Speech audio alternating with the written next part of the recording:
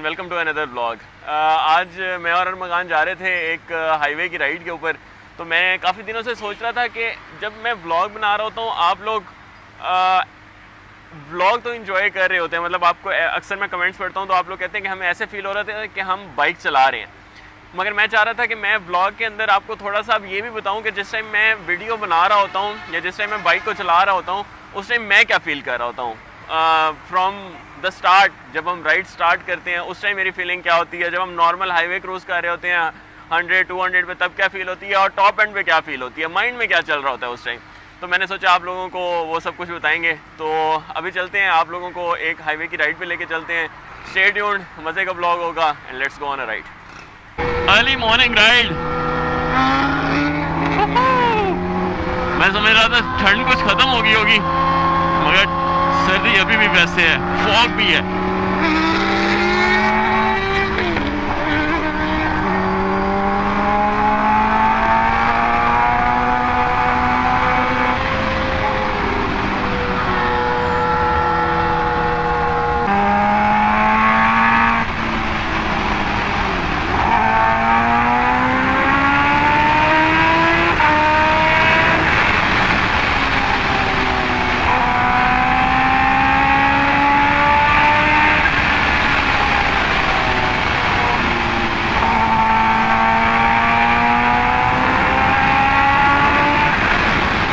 इस टाइम पे जब मैं ट्रैक पे आता हूँ, first entry,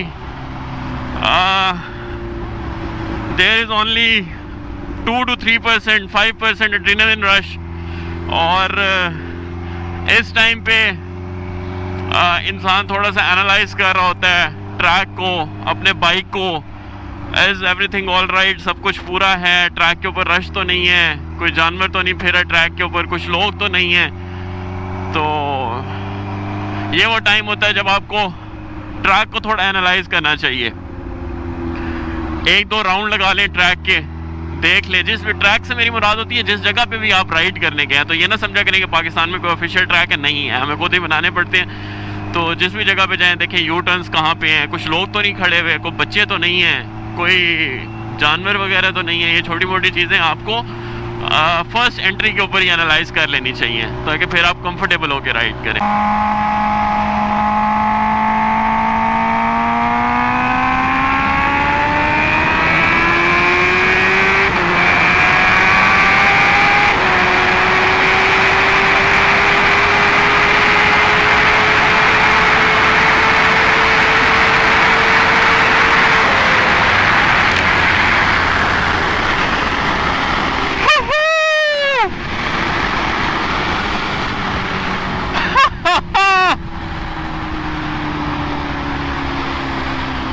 Adrenaline rush at almost 50% now।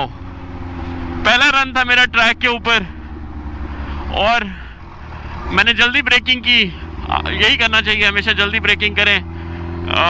जो भी आपका स्टॉप पॉइंट है, कोशिश ये ना करें कि मैं इस स्पीड तक पहुंचूं तो मैं जाके ब्रेक करूं, नहीं। जहां आपको फर्स्ट क्लिक माइंड के अंदर हो कि अब ब्रेकिंग का टाइम है, ब्रेक करें। किसी से कोई मुकाबला नहीं है, किसी से कोई लड़ाई नहीं है। अपना माइंड रिलैक्स करें, कूल रखें।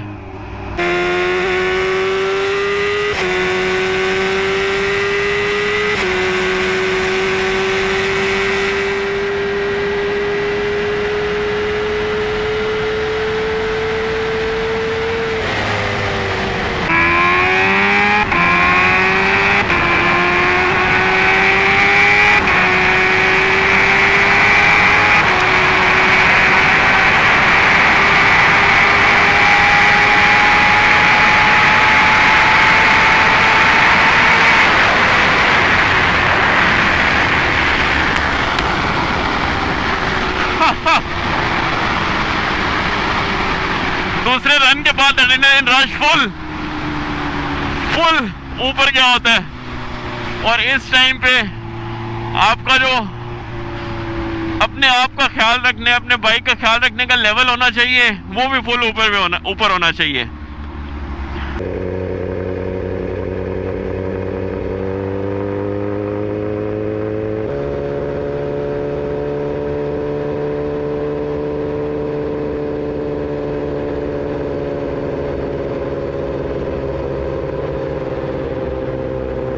Boys don't mind my broken GoPro. बहुत दफ़ा अब ये गिर चुका है मगर इसको मैं छोड़ नहीं रहा। इसको तब तक नहीं छोड़ूंगा जब ये खुद हाथ जोड़ के मुझे नहीं कहेगा कि भाई मुझे जाने दे। आपके साथ जो लोग राइड कर रहे हो, जैसे मेरे साथ अभी अरमगान राइड कर रहा है, तो उन लोगों को पता होना चाहिए कि आप लोगों के हैंड सिग्नल्स क्या हैं, या आपने कौन सी साइड ऑफ द रोड आपने बाइक चलानी है। अब जैसे अरमगान अगर मेरे साथ राइड करे, इसको पता है ये लेफ्ट साइड पे चलाएगा, मैं बेशक स्लो इसको क्रॉस करूं, बेशक मैं 300 की स्पीड में इसके पास से गुजरूं, ये राइट साइड पे नहीं होगा घबरा के कि मेरे पीछे से कोई स्पीड से चीज़ आ रही है या बाइक आ रहा है। ठीक है, तो ये बेशक आप 2 लोग हो, बेशक आप 10 लोग हो, आपस में प्लान करें, 2 का ग्रुप, फिर 1 का ग्रुप, फिर 2, फिर इस तरह से आप, ताकि आपस में आपको कोई परेशानी ना हो।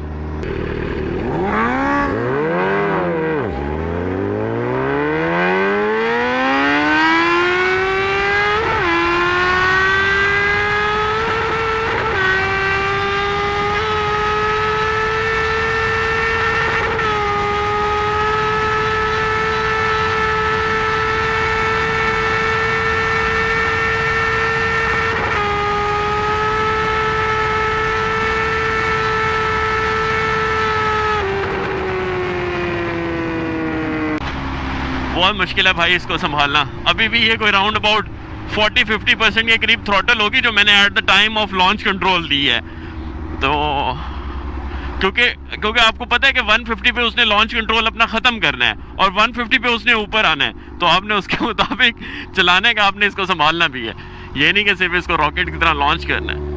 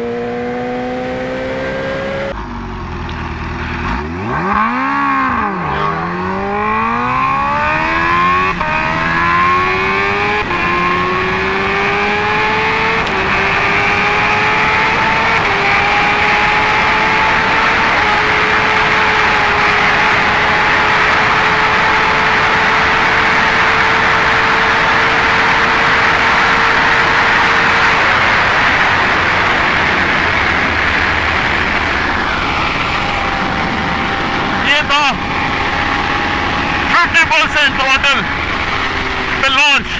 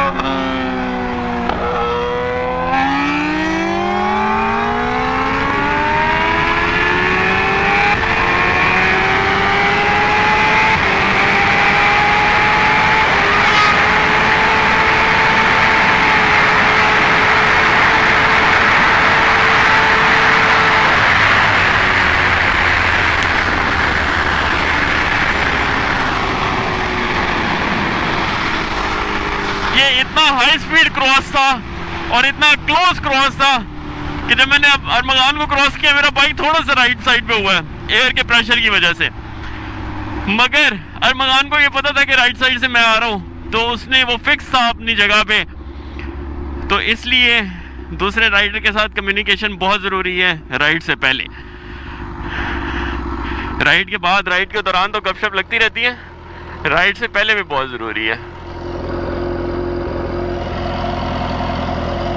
बॉयज़ एक और चीज़ जो मैं आपको बार बार कहता हूँ अपने हर ब्लॉग के अंदर कि मेक श्योर करें जिस ट्रैक के ऊपर, जिस जगह के ऊपर, जिस रोड के ऊपर आप बाइक्स भगा रहे हैं वो एक क्लोज रोड है, ठीक है। अब ये आप जिस रोड पे हम हैं, आपको अभी तक शायद कोई 1-2 बाइक्स नज़र आए हों या 1-2 ट्रॉलीज नज़र आए हों, उसके अलावा यहाँ पे ट्रैफिक नहीं है। तो आप जब शहर के अंदर स्पीड में बाइक चलाएंगे तो आप रिस्क पे डाल रहे हैं ख़ुद को भी और दूसरों को भी। तो मेक श्योर आपने मेरी वीडियोस देखी होंगी, हम क्लोज मोटरवे के ऊपर या क्लोज ट्रैक के ऊपर आपने मुझे शहर के अंदर बहुत कम देखा होगा कि मैं मतलब शहर के अंदर के बहावलपुर शहर में मैं रहता हूँ, मैक्सिमम 70-80 की स्पीड शहर के अंदर हम कर सकते हैं, उससे ज़्यादा कर भी नहीं सकते। तो अगर आप सिटी के अंदर 200-250 पे जा रहे हैं तो दैट्स नॉट वेरी गुड। तो मेक श्योर करें थोड़ा सा क्लोज रोड है और आप सेफ हैं जिस जगह पे भी भगा रहे हैं।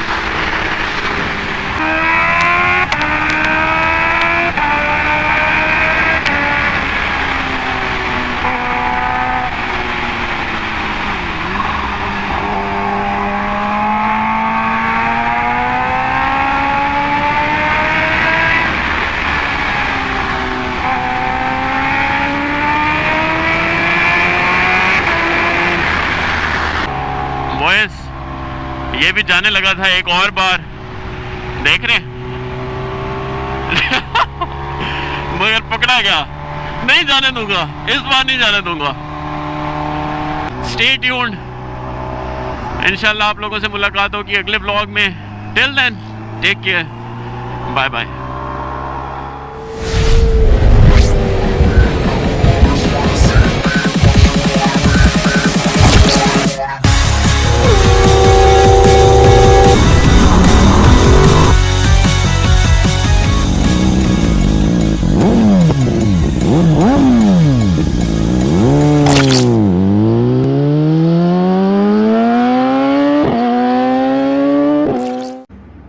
And welcome to another vlog. Lahore के काफ़ी ज़्यादा चक्कर लगते रहे, वहाँ पे जाके हमने बाइक चलाए। बहावलपुर के अंदर भी ज़्यादा मैं कावासाकी ZX-10R और S1000RR को राइड कर रहा था, तो मैं भी मिस कर रहा था इस बाइक को। अभी चलते हैं हाईवे की एक राइड के ऊपर। मैंने सोचा कि मैं आप लोगों के साथ डिस्कस करूंगा इस बाइक को। मेरे पास तकरीबन 1 साल हो गया है, तो मैं सोच रहा था कि मैं आपको बताऊं कि इस बाइक के ऊपर कौन सी ऐसी चीज़ें हैं जो मैं नॉर्मल बाइक्स के ऊपर नहीं कर सकता। मतलब ये कि H2R आपको पता है ट्रैक ओरिएंटेड बाइक है, तो नॉर्मल जो सुपर बाइक्स हैं 1000cc क्लास के अंदर, उसमें कौन सी ऐसी चीज़ें जो उन बाइक्स के ऊपर हो सकती हैं और कावासाकी H2R के ऊपर नहीं हो सकती, जो मैंने पिछले 1 साल में फील की, वो मैं आप लोगों से डिस्कस करूंगा। तो अभी चलते हैं हाईवे की मजेदार सी राइड के ऊपर। आज के ब्लॉग को एंजॉय करें, let's go on a ride.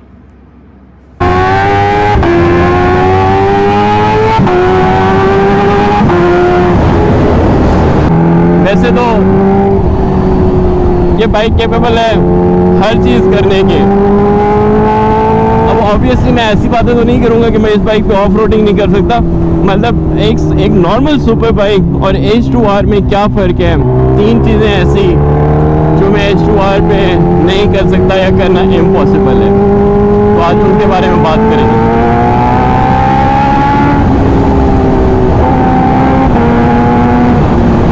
अच्छा बॉयज़, सबसे पहली चीज़ और सबसे इम्पोर्टेंट चीज़ जो है वो ये है कि इस बाइक को मैं सिटी में राइड नहीं कर सकता। उसकी रीज़न ये नहीं है कि ये बाइक बहुत लाउड है, सिटी में तो हम स्लो में चला सकते हैं अगर सिर्फ साउंड का इशू हो तो। प्रॉब्लम ये है कि इस बाइक के अंदर इंटरकूलर नहीं है। कावासाकी H2 जो है उसके अंदर इंटरकूलर है, तो आपका बाइक ठंडा रहता है। कावासाकी H2R में इंटरकूलर नहीं है, तो आपको इसको कांस्टेंट एक स्पीड पे चलाना पड़ता है ताकि एयर आपके बाइक के अंदर रहे और बाइक ठंडा रहे।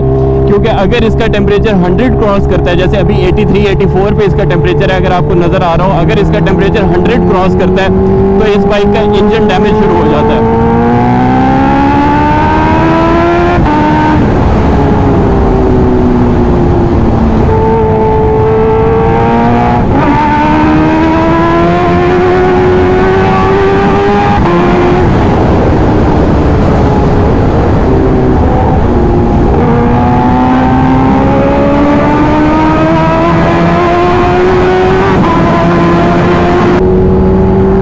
आपको इस बाइक को हर वक्त एक कांस्टेंट, देखिए मैंने थोड़ी सी स्पीड ज़्यादा की है तो टेम्परेचर 76 पे आ गया तो आपको इसको कॉन्स्टेंटली एक अच्छी स्पीड पे चलाना पड़ता है ताकि ये बाइक आपका हीट अप ना हो और इंजन डैमेज ना हो क्योंकि ये बाइक ट्रैक के लिए बना है, ट्रैक ओरिएंटेड बाइक है, तो ये शहर में चलाने के लिए और स्लो हाईवे राइड्स के लिए नहीं बना हुआ।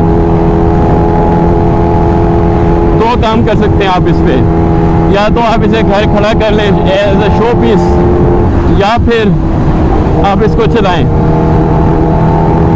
तो पहली वाली चीज़ मेरे लिए ज़रा मुश्किल है, दूसरी वाली चीज़ हम कर रहे हैं।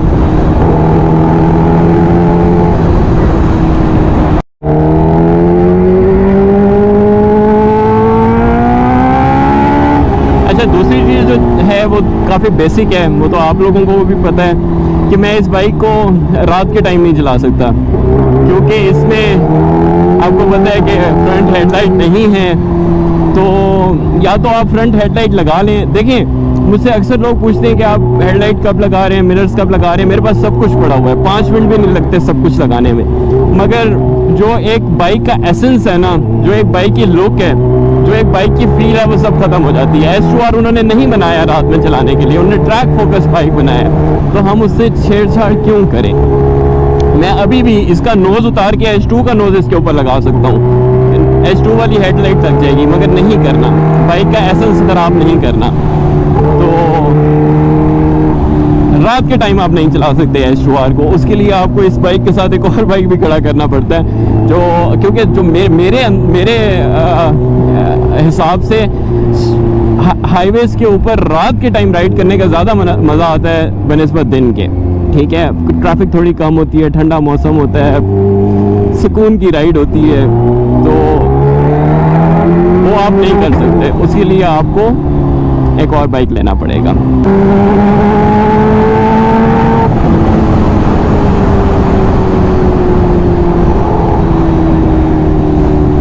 अच्छा, क्योंकि इसी बारे में बात हो रही है तो मैं एक और चीज़ भी यहाँ पे ऐड करता चलूँ जो मैं फील करता हूँ अक्सर, वो ये है कि कावासाकी S2R अगर आपके पास है तो आप दूसरे सुपर बाइक्स के साथ ड्रैग नहीं कर सकते।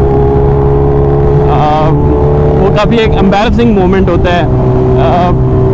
एक तो S2R को compete कराना किसी 1000 cc बाइक के साथ, और दूसरा उस बाइक के लिए भी काफ़ी एम्बैरसिंग होता है कि अगर वो मतलब 1000 cc है और उसको इतनी क्वार्टर माइल के अंदर वो 1-2 पोल का डिफरेंस है, वो पीछे रह जाते हैं।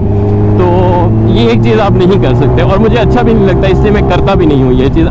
चलो अरमगान के साथ तो भाइयों वाला है ना, तो हम करते रहते हैं ट्रैक्स, वैसे मैं नहीं करता ट्रैक्स। हाँ, अगर कोई और S2R वर्सेस S2R, क्योंकि S2R के मुकाबले का कोई बाइक नहीं है। आप दुनिया का कोई बाइक भी ले आएँ, कोई भी इसके पास नहीं। अगर आपको कहीं से कोई भी गलतफहमी है R1M को लेकर, V4 को लेकर, सुपर लेजेरा को लेकर, तो M1000 RR को लेकर, तो सब गलतफहमी ये बाइक ख़त्म कर सकता है।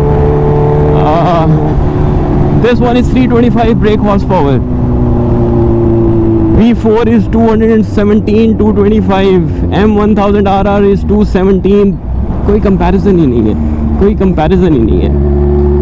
तो जब इसके मुकाबले की कोई और चीज़ बनेगी 1000 cc क्लास के अंदर, तो तब कुछ कह सकते हैं, मगर अभी कुछ भी नहीं है।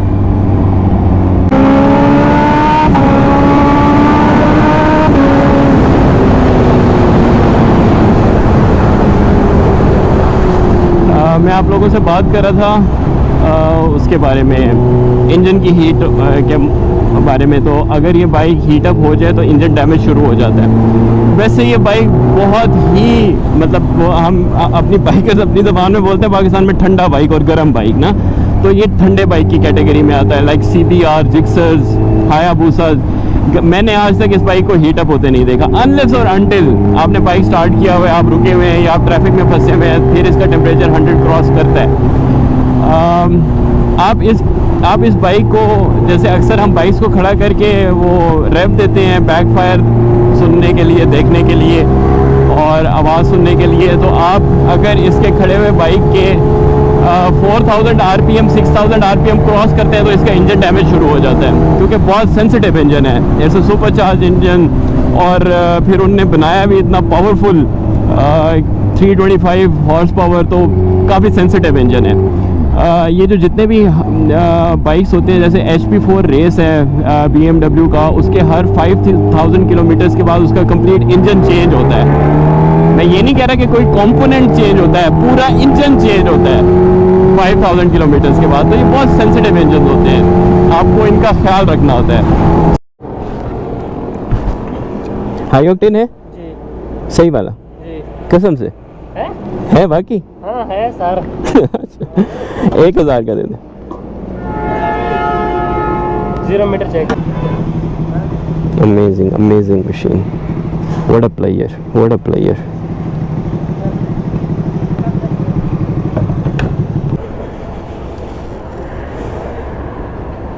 So let's go, boys. Let's continue our journey. Let's talk about H2R.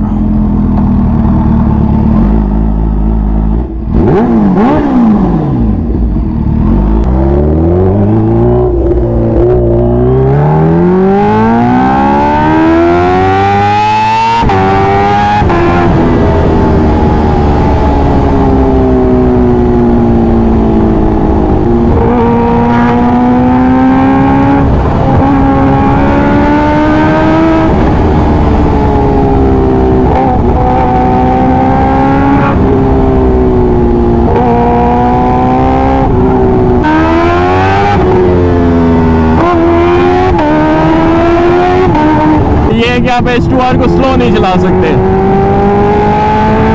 इसलिए नहीं कि इसके अंदर इंटरकूलर नहीं है, इसलिए कि आपका दिल ही नहीं करता इसको स्लो चलाने का। एक चीज जो केपेबल है अपना टॉप एंड इतनी जल्दी रीच करने के लिए, मैं जितनी इजीली इस बाइक पे हाईवे पे 250 पे पहुंचता हूँ, किसी बाइक पे नहीं पहुंचता। तो जब इतना इजी है आपका और इतना एड्रेनलिन रश होता है इस बाइक के ऊपर, तो आपका दिल ही नहीं करता इसको स्लो चलाने का, which is very very very dangerous for a rider. That is why this bike was made for the track, not for the highways.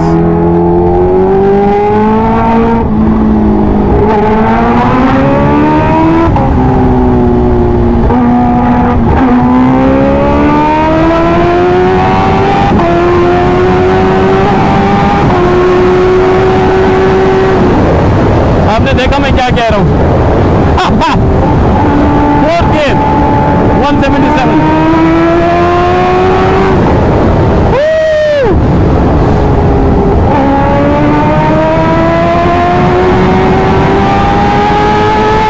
Oh my God! Oh my God!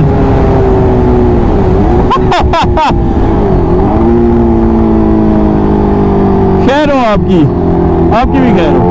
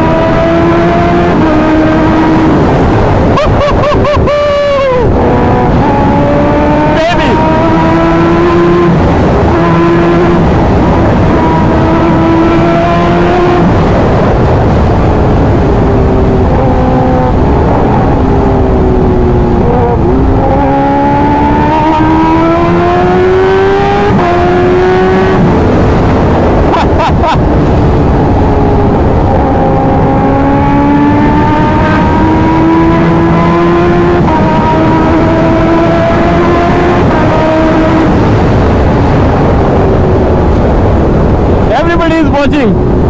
Everybody is staring left or right. ऐसा लगता है जैसे कोई spaceship आ रही है, कोई rocket आ रहा है लोगों की तरफ.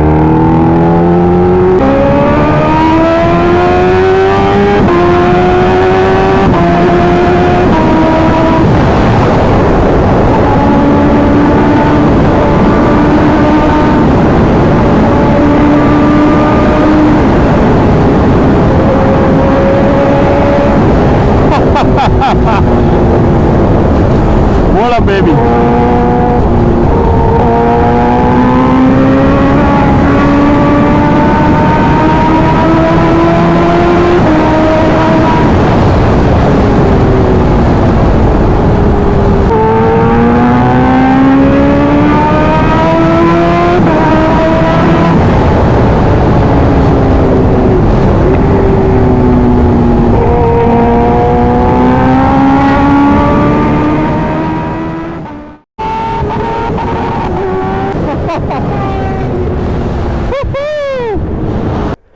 अगर मुझे कुछ हो जाए तो ये वीडियो एडिट करके अपलोड कर दें.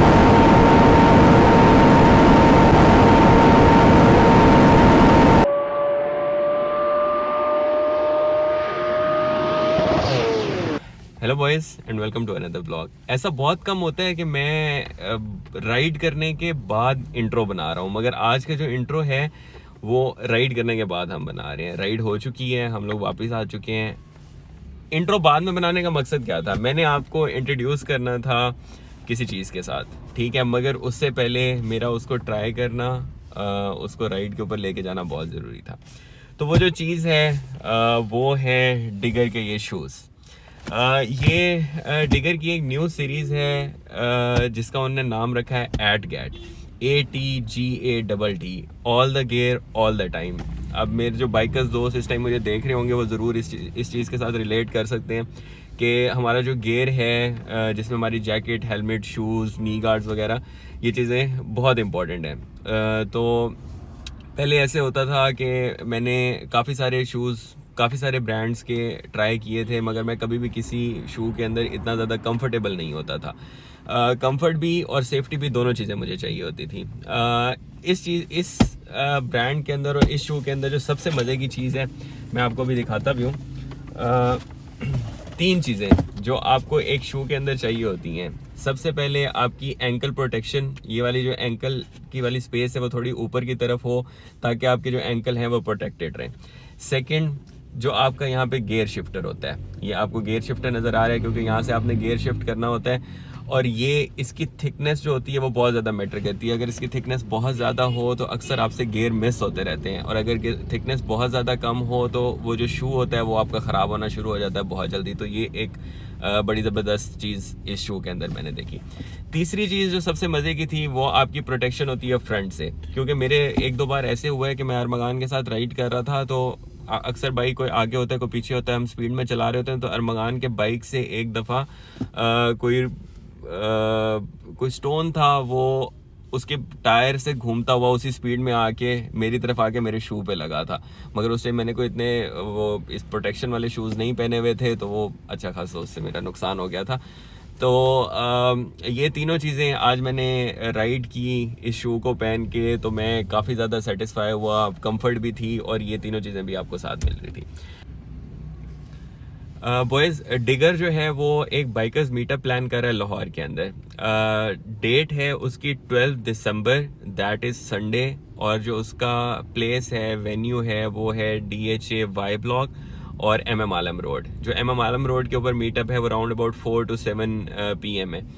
मगर उसकी जो एग्जैक्ट टाइमिंग है, एग्जैक्ट लोकेशन है, वो अगर आप मेरी इंस्टाग्राम की स्टोरीज़ के ऊपर मुझे फॉलो करते रहेंगे तो मैं स्टोरीज़ के ऊपर अपडेट आपको देता रहूँगा कि हम कहाँ पे हैं, किस जगह हैं, कहाँ जा रहे हैं और कहाँ हम मीटअप प्लान कर रहे हैं. इस मीटअप के अंदर लाहौर के काफ़ी बाइकर्स भी होंगे, मैं भी हूँगा वहाँ पे.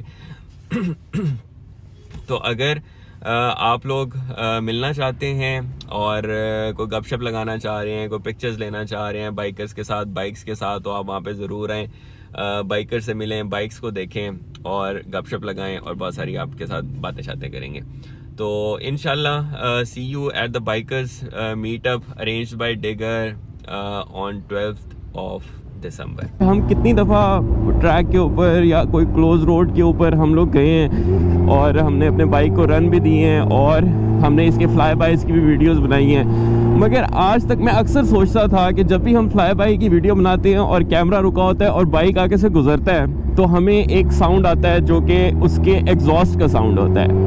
मगर अगर हम उस एग्जॉस्ट के साउंड को माइनस कर दें, ठीक है, तो मैं वो एक नेचुरल साउंड सुनना चाहता हूँ जो आपका बाइक जब हवा को आपके स्लिक्स जो कि बिल्कुल ग्लू की तरह जमे होते हैं रोड के साथ, तो इन दोनों चीज़ों का साउंड जो होता है ना, मैं वो सुनना चाहता था कि वो साउंड कैसा रिकॉर्ड होता है, सुनना भी चाहता था और आपको सुनाना भी चाहता था। तो today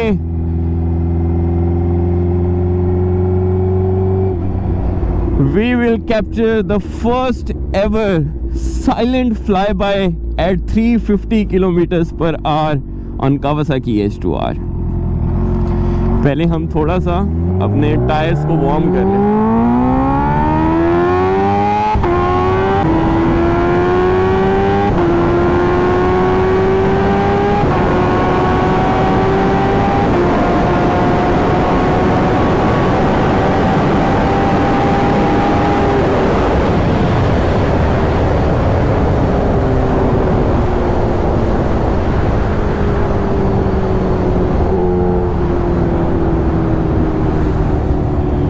I know it sounds stupid. The idea itself is stupid. तो हम साइलेंट फ्लाई बाय को कैप्चर कैसे करेंगे आपको भी बताता हूँ।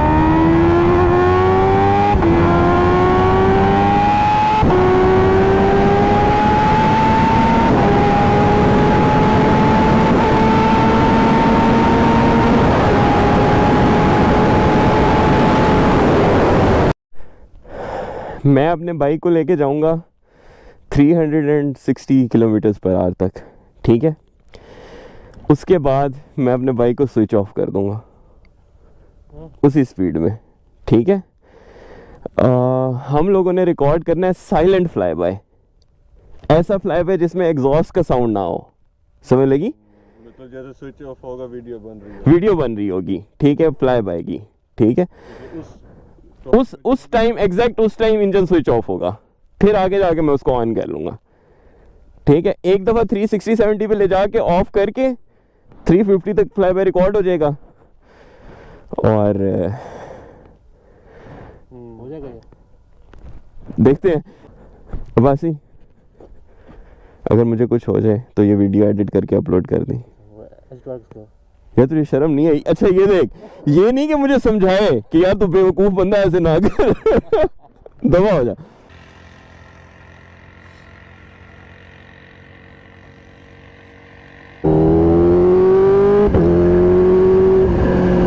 अच्छा एक और चीज़ यहाँ पे बताना ज़रूरी है कि ये हम जिस जगह पे आके बाइक्स वगैरह चलाते हैं या इस तरह से फ्लाई बाइज बनाते हैं, थोड़ा सा तेज़ चलाते हैं, इट्स अ क्लोज रोड। तो प्लीज़ इन सब चीज़ों को किसी भी ओपन रोड पे, हाईवेज पे, शहर के अंदर रिपीट ना करें। अगर आपके पास कोई क्लोज रोड है, कोई परमिशन है किसी जगह पे बाइक चलाने की जो आपको सेफ जगह महसूस होती है, वहाँ पे कर लें आप। मगर हाईवेज के ऊपर ट्रैफिक वाली जगह, यहाँ पे आप देख रहे होंगे आसपास कोई ट्रैफिक नहीं है, यहाँ पे कोई भी नहीं होता, तो यहाँ पे आप थोड़े से सेफ होते हैं। तो हमेशा जहाँ पे भी आप सुपर बाइक को चलाएं, सेफ एनवायरनमेंट में चलाएं।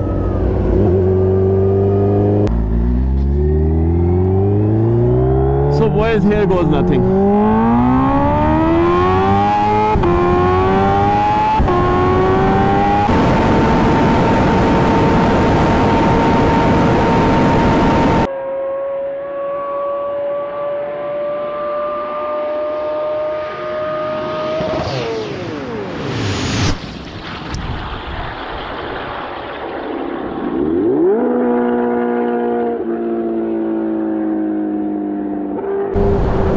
What a beast!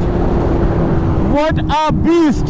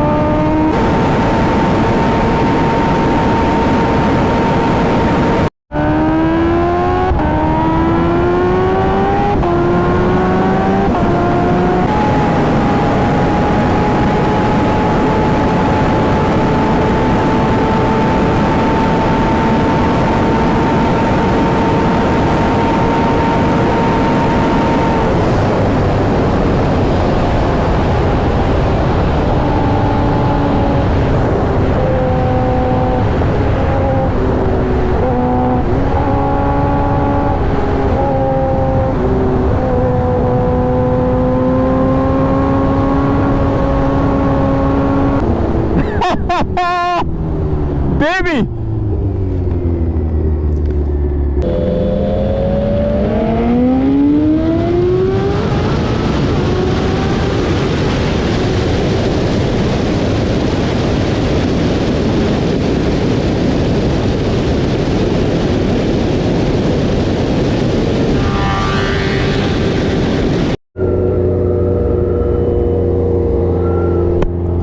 बॉयज़ आज जो मेन चीज़ मैंने चेक करनी थी वो थे डिगर के ये shoes and I must say कि मेरी तवक्का, मेरी उम्मीद से ज़्यादा मैं कंफर्टेबल था इन शूज़ के अंदर। और ये ज़रूरी नहीं है कि अगर आपके पास कोई सुपर बाइक है तो आप फिर ही ये शूज़ ले सकते हैं। आपके पास अगर नॉर्मल बाइक भी है तो आपको अपना सेफ्टी गियर पूरा रखना चाहिए, all the gear all the time. तो उससे ये होगा कि खुदा ना खास्ता in case of any accident या in case of any bad event आप प्रोटेक्टेड रहें। आपके पास नी गार्ड होने चाहिए, आपके पास बहुत अच्छे शूज़ होने चाहिए लाइक दिस डिगर चैम्प, और आपके पास हेलमेट होना चाहिए। सो होपफुली आज का व्लॉग आप लोगों को अच्छा लगा होगा।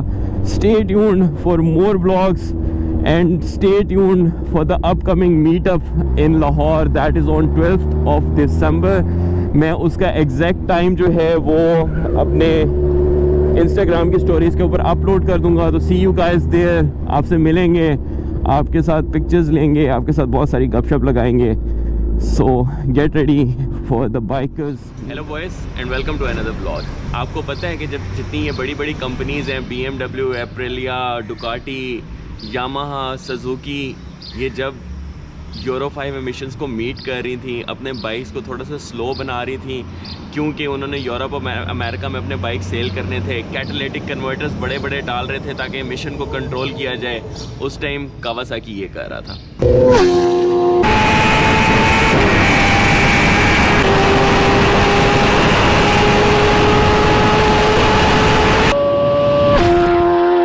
तो मतलब कुछ भी ऐसा नहीं करना जो बाकी सारी कंपनीज कर रही थी। अभी चलते हैं एक राइड के ऊपर, कावासाकी ZX-10R को चेक करते हैं। इसका काफ़ी ज़्यादा काम करवाया था, देखते हैं कितना तेज़ हो गया, हुआ भी है कि नहीं, और कितना डिफरेंस आया है पहले से। और कावासाकी H2R की राइड एंजॉय करें। Let's go on a ride. मैंने अरमान को बोला है, मैंने कहा यार सिटी की राइड करते हैं, आज काफ़ी अरसा हो गया हमने कभी सिटी की राइड नहीं की। तो कहता नहीं यार मैंने हाईवे पे जाना है। अच्छा पहले मुझे समझ नहीं आई, थोड़ी देर बाद कहता यार वो मैंने बाइक चेक करना है। तो मैंने कहा ओके, बाइक का काम करवाया ना काफ़ी ज़्यादा, तो बॉय का अब दिल कर रहा है कि ज़रा हाईवे पे जाके भगाएं। तो I am always ready, H2R is always ready, so let's go.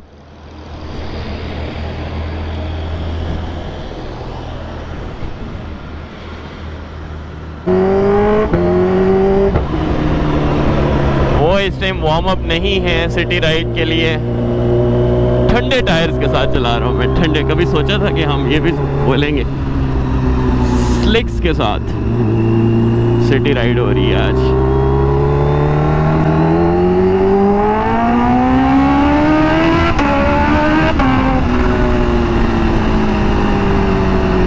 सुबह का टाइम है, इस टाइम तकरीबन 6 बज रहे, नहीं 6 बजे मेरे 5:30।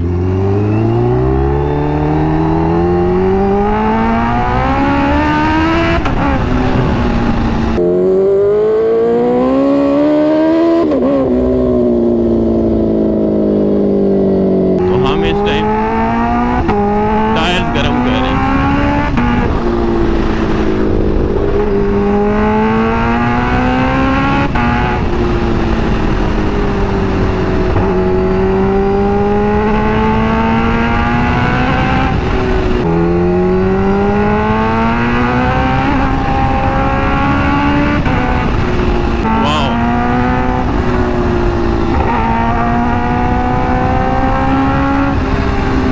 What have you done, Kawasaki? मतलब एक बाइक बना के आप कह रहे हैं कि इसको स्लो नहीं चलाना।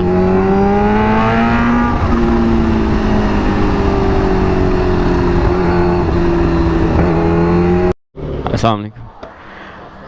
500 का पहले से था बाइक के अंदर फ्यूल, फ़ौरन ही ना एजम्पशंस लगा लिया करेंगे, ओहो इसने H2R रखा हुआ है और सिर्फ 500 का पेट्रोल डलवाया, तो क्या 50,000 का डलवा लूँ? 18 लीटर का तो टैंक है इसका।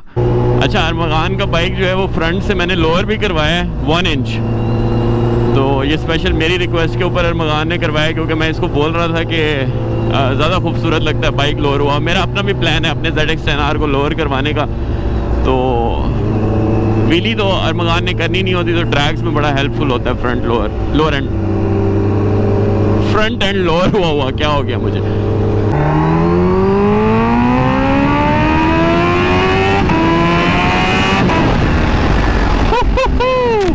Bullet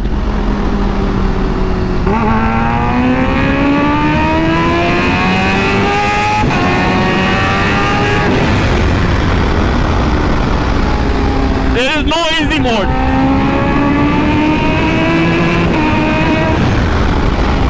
Only one mode, beast mode.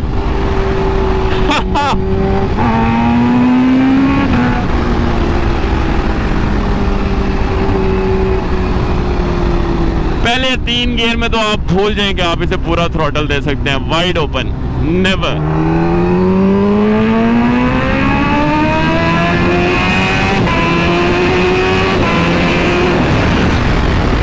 Oh my God! What a beast! Bike load हुआ है और टेम्पर भी थोड़ा ऊंचा है। पहले 1-2 दफा ना स्लो रन दे दें, ठीक है, बाइक को समझ के, फिर उसके बाद भगाएं, ठीक है। 1-2 चक्कर स्लो जरा नॉर्मल वाले दें।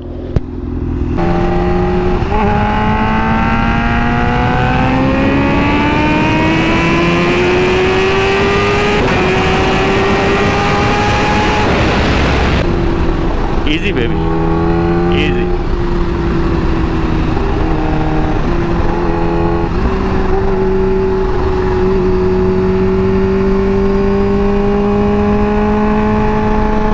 थर्ड गियर 100,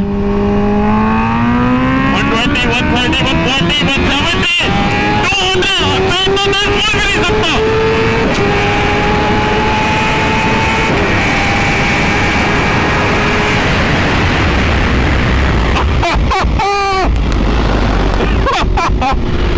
मेरे से उतना तेज बोला भी नहीं जा रहा था जितना मीटर इसका तेज चल रहा था।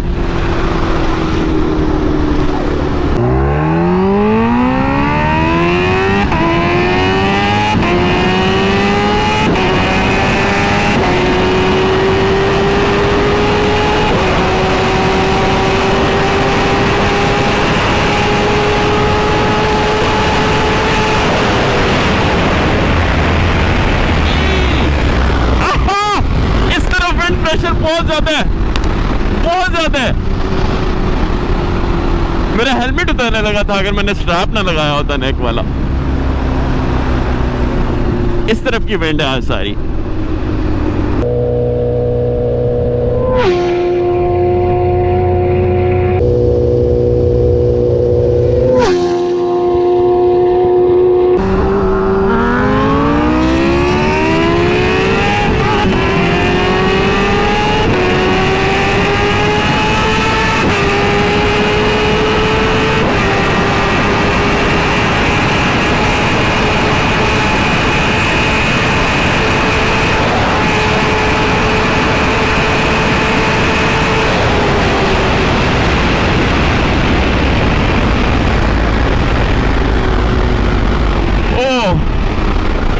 स्टार्ट। अब्बासी ये क्या किया? मैं सोच ही नहीं रहा था कि अरमगान ऐसे गुजरेगा पास से। तो मेरी फर्स्ट सेकंड गियर में व्हीली हो गई थी।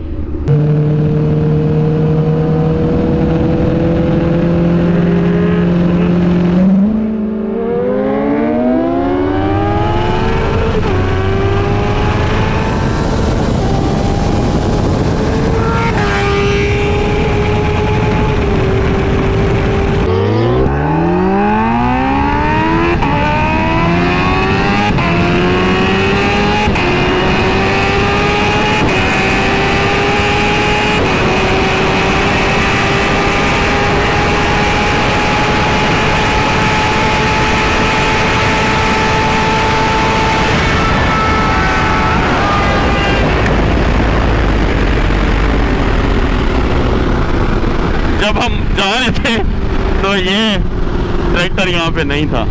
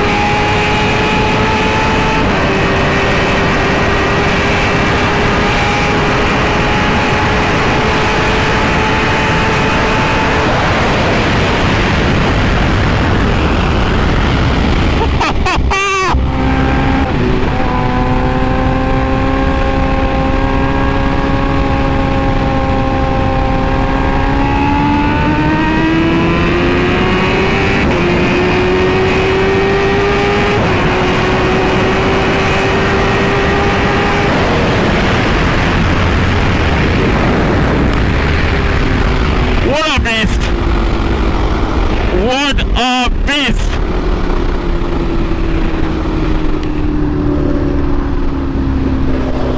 Beautiful ride, boys. Beautiful ride. मजा आ गया यार। बस तेरे साथ ही ऐसा क्यों होता है? मैं एक बात बताऊं, अगर ये 300 पे था, मुझे पता नहीं था टायर पंचर है। 300 पे? मेरी बात सुन, 32, मेरी बात सुन, अगर ये पंचर हो रहा है ना, इस टायर को चेंज कर ले, फ्रंट चेंज कर। हाँ, so thank you so much for watching today's vlog. See you guys in the next one. Till then, take care. Bye bye.